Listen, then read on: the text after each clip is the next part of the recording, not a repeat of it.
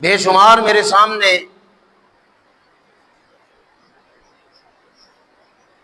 قرآن کی آیات موجود ہیں، سورہ یوسف، اور اس سورت کے اندر اللہ تبارک و تعالی نے سیدنا یوسف علیہ السلام کا ذکر خیر فرمایا ہے، اور ذکر خیر یوں فرمایا کہ ہم نے اسے زلیخا اس کے مکر و فریب سے بچایا،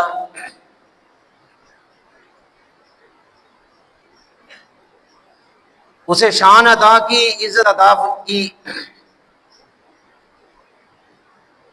بڑا رتبہ اور بڑا مقام عطا فرمایا۔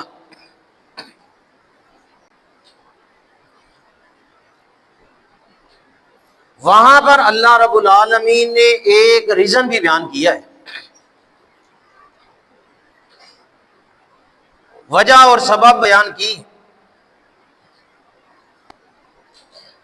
بھائی جان، ہم اپنی زندگی کو کامیاب بنانے کے لیے، بہتر بنانے کے لیے اور شاندار بنانے کے لیے دنیا کے اندر 2 نمبر راستے اختیار کرتے ہیں۔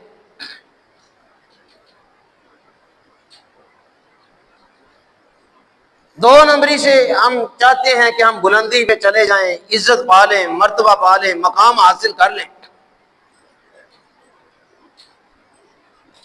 اگر ہم چاہتے ہیں کامیاب اور کامران زندگی بسر کریں،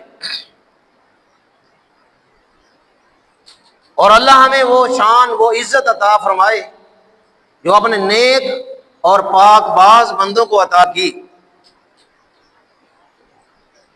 تو ذرا اس ریزن کو اور اس سبب کو اپنے ذہن کے اندر دہرائیے، دیکھیے کہ اللہ نے کیوں شان عطا فرمائی۔ اللہ رب العالمین نے فرمایا انہ من عبادنا المخلصین۔ لوگوں،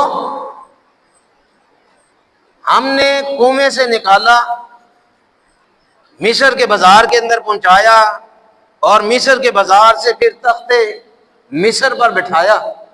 اس کی وجہ ہے، ایک ریزن ہے، انہ من عبادنا المخلصین، وہ تھا یوسف لیکن میرے مخلص بندوں میں سے تھا۔